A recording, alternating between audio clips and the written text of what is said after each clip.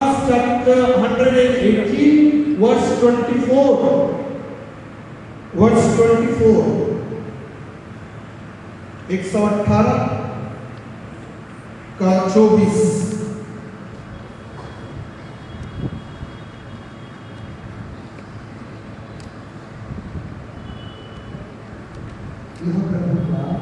यह प्रभु का ठहराया हुआ दिन है।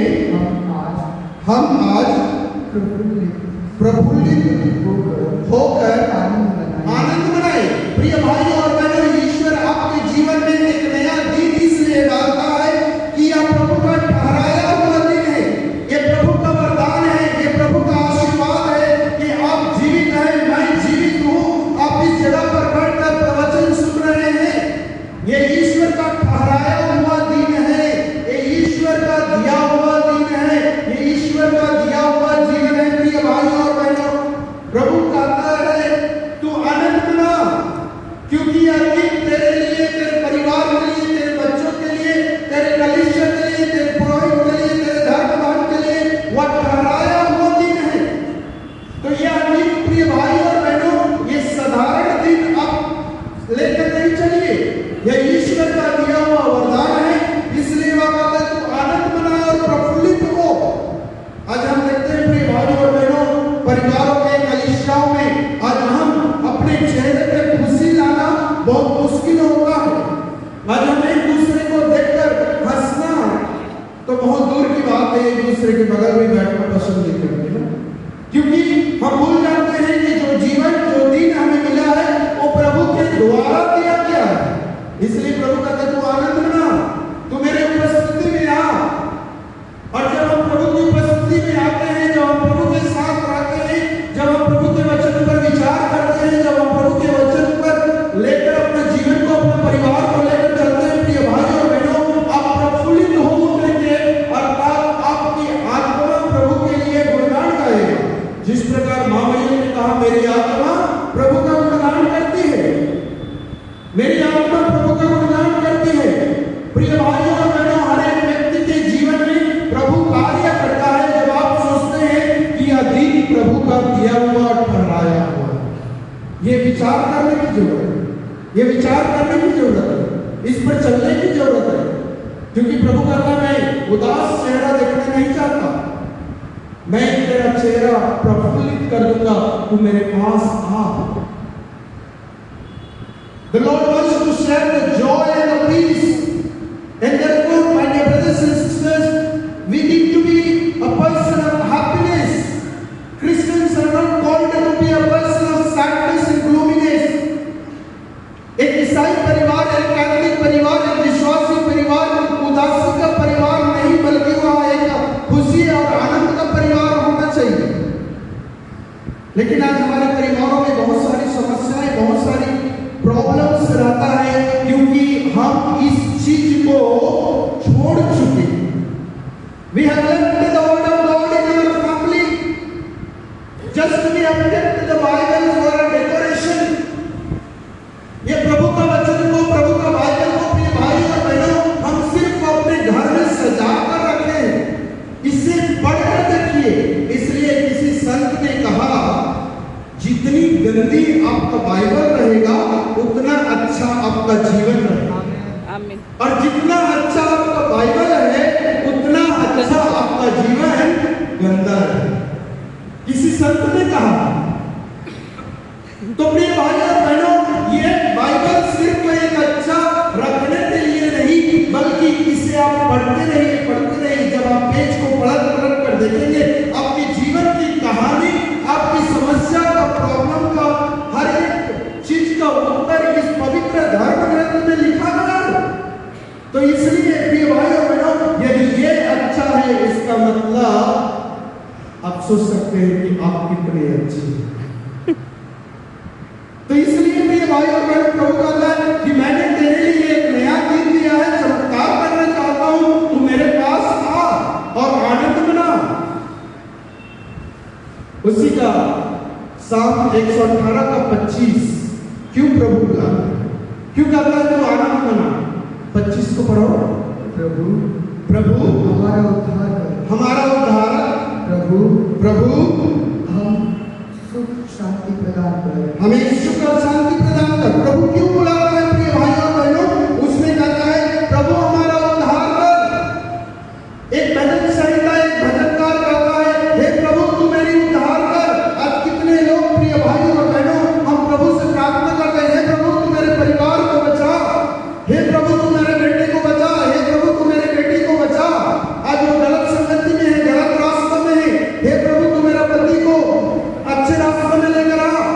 कितने लोग प्रिय भाइयों और बहनों हम प्रभु के पास आकर कहते हैं हे प्रभु तू मेरा उद्धार करता है, हे प्रभु तू मेरा मुक्ति दाता है, हे प्रभु तू मेरा शांति दाता है, हे प्रभु तू मेरा प्रेम दाता है। कितने लोग हम लोग स्वीकार करते हैं प्रिय भाइयों और बहनों। इसलिए प्रभु आज स्तोत्रकार कहता है प्रभु ही मेरा उद्धारक है। हे प्रभु हमें कुछ नहीं चाहिए, हमें सुख और शांति प्रदान कर।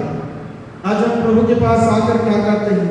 प्रभु मेरे लिए एक अच्छा घर दे, प्रभु मेरे लिए एक अच्छा पत्नी दे, प्रभु मेरे लिए एक अच्छा नौकरी दे, प्रभु मेरे लिए एक अच्छा कार दे।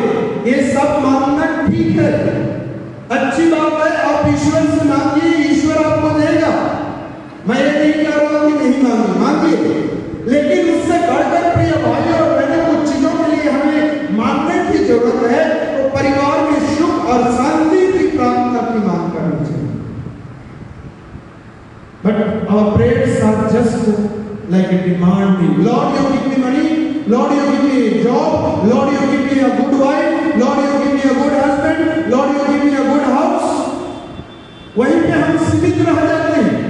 हमें उस बॉक्स से प्रिय भाइयों और बहनों अपनी प्रार्थना में जीवन को बदलने की जरूरत है। हमारे मांगने के तरीका को बदलने की जरूरत है। तब वो दिन आनंद और खुशी का दिन रहेगा। आज हम सोचते हैं, आज बहुत सारे व्यक्तियों को हम करते हुए सुनते हैं, क्यों मैं जीता हूं बेकार? People they say why I am living? I should die. There is no happiness. क्योंकि वो भूल चुका है, वो भूल चुकी है कि जिस परमेश्वर ने मुझे बनाया है वो मेरा उद्धारक है, मेरा त्राण करता है, मेरे को मुक्ति दाता है, वो हर एक पाप से मुझे छुड़ाता है, हर एक दुख और बीमारी मेरे से दूर करता है। हमें पुकारने की जरूरत है, प्रभु मेरा उद्धारक है। प्रिय भाइयों और बहनों, प्रभु बुलाता है और वो कहता है कि मैं तेरा उद्धार करूंगा, तू मेरे पास आ। लौटने की जरूरत है प्रिय भाइयों और बहनों। हमें सुख और शांति की प्रार्थना करना चाहिए। और हम पाते हैं बुक ऑफ नंबर्स गणना ग्रंथ अध्याय 6 वचन के 24 और 26। क्यों प्रभु इस दिन को आशीर्वाद बनाता है? प्रभु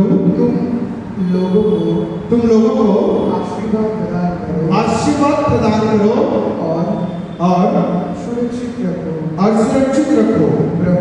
प्रभु तुम लोगों पर प्रसन्न हो और तुम पर दया करो। प्रिय भाई और बहनों, ये प्रभु की बुलाहट है। उसने आज हमें प्रार्थना करने की जरूरत है। हे प्रभु तू हमारे परिवार पर दया कर, हे प्रभु तू हमारे परिवार पर करुणा कर, हे प्रभु तू हमारे परिवार का उद्धारक बन। जिस प्रकार हम ये गणना ग्रंथ में पाते हैं, उस पर बहुत ही सुंदर ढंग से प्रिय भाई और बहनों एक नबी के द्वारा, एक राजा के द्वारा, एक अगुवाई के द्वारा परमेश्वर से वो प्रार्थना करता है इस्राएली जनताओं के लिए और कहता है कि O lord you bless them, you keep them safe and sound. क्या हमारी प्रार्थना सिर्फ मेरे लिए होना चाहिए? नहीं, हम सबों के लिए होना चाहिए। हम सबों के लिए होना चाहिए। जिस प्रकार के भाई और बहनों इस्राएली जनता भूख और प्यास से मरुभूमि में तड़प रहे थे, वो मूसा के विरुद्ध भुनाने लगे, तो मूसा ने ईश्वर से प्रार्थना किया, हे प्रभु तूने जिस जनता को मुझे दिया है, आज वो भूखा और प्यासा है। और ईश्वर ने क्या किया? उसने मन्ना बरसाया और चट्टान से प्रिय भाई और बहनों जल निकालकर उनके प्यास को बुझाने का कार्य किया। मूसा ने एक अगुवाई का, एक अगवा का उद्देश्य ये होना चाहिए कि वो किस प्रकार दूसरों के लिए प्रार्थना करें। की जरूरत है। हमें मूसा के समान अपने परिवार का बागडोर को, हमारे परिवार के अधिकारों को, प्रिय भाइयों और बहनों, हमें सही रास्ता में ले जाने के लिए हमें प्रार्थना की जरूरत होती है। इसलिए परमेश्वर आज आपको आशीष देना चाहता है। The Lord wants to bless your family. We need to be the person of intercession. हमें एक प्रार्थना के द्वारा दूसरों के लिए इंटरसेशन करने की जरूरत है प्रिय भाइयों। जिस प्रकार मूसा ने इस्राएली जनताओं के लिए उसने मरुभूमि में प्रार्थना की, ठीक उसी प्रकार प्रिय भाइयों और बहनों, जब ईश्वर के द्वारा आशीष का हमारे परिवारों को मिलता है तो हम पाते हैं लूकस के सुसमाचार अध्याय 11 पद संख्या 28। लूकस का सुसमाचार अध्याय 11 पद संख्या 28। Gospel of Luke chapter 11 verse 28। परंतु ईसा ने कहा ठीक है किंतु वे कहीं अधिक धन्य है जो ईश्वर का वचन सुनते और उसका पालन करते हैं। प्रिय भाइयों और बहनों, प्रभु का वचन हमें याद दिलाता है, यदि आप अपने परिवार में आशीष और कृपा पाना चाहते हैं तो हमें आज्ञाकारिता और विश्वास से जीवन जीने के लिए परमेश्वर बुलाता है। इसलिए लूकस का सुसमाचार कहता है, धन्य है वह जो ईश्वर का वचन सुनता और उसे मनाते हैं और आप उसे स्वीकार करते हैं। प्रिय भाइयों और बहनों, हम कितने बार रिट्रीट अटेंड करते हैं, कितने बार उपवास विनती करते हैं, हम बहुत सारी जगहों पर, तीर्थ स्थानों पर जाकर हम माथा पटकते हैं, मोमबत्ती चढ़ाते हैं, अगरबत्ती चढ़ाते हैं, अपने निवेदनों को रखते हैं, लेकिन वो सुना नहीं जाता क्योंकि हम ईश्वर के वचन को क्या करते हैं, हम सुनते नहीं, उसे अनदेखा कर देते हैं। प्रभु कहता है कि तू मेरे वचन को सुन और उसे स्वीकार कर और तेरा कल्याण होगा।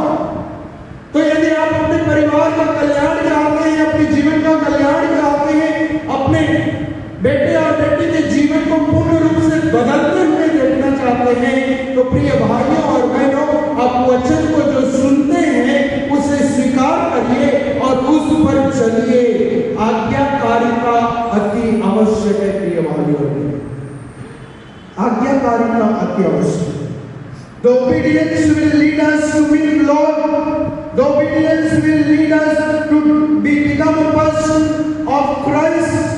The obedience will make us to feel the presence of God in our family, in our life. तो इसलिए प्रिय भाइयों और बहनों, आज हमें आज्ञाकारिता बनना अर्थात ईश्वर के वचन को सुनना, ईश्वर के वचन पर चलना, ईश्वर के वचन को स्वीकार करना और ईश्वर के वचन को लेकर अधिकार से प्रार्थना करने की जरूरत है। प्रार्थना करने की जरूरत है। तो इसलिए प्रिय भाइयों और बहनों, यह दिन आपके लिए चंगाई का दिन है, यह दिन आपके लिए आनंद और शांति का दिन है। तो प्रिय भाइयों और बहनों, हमें याद रखना है कि ईश्वर ने हमें सबसे बड़ा उपहार दिया है, सबसे बड़ा आशीर्वाद परमेश्वर ने हम मनुष्यों को दिया है, वह है यीशु मसीह स्वयं। यीशु मसीह स्वयं प्रिय भाइयों और बहनों, आपके लिए और मेरे लिए वह पिता परमेश्वर से दिया हुआ सर्वोत्तम आशीर्वाद है। उससे बढ़कर और कोई आशीर्वाद नहीं प्रिय भाइयों। ईसा मसीह से बढ़कर कोई आशीर्वाद आपके जीवन में नहीं आ सकता। इसलिए प्रिय भाइयों और बहनों, जब आप बपतिस्मा स्वीकार करते हैं, उसके द्वारा आप पवित्र कलीसिया के सदस्य बन जाते हैं, आप ईश्वर के दत्तक पुत्र पुत्रियां बन जाते हैं और आपको पवित्र आत्मा दिया जाता है।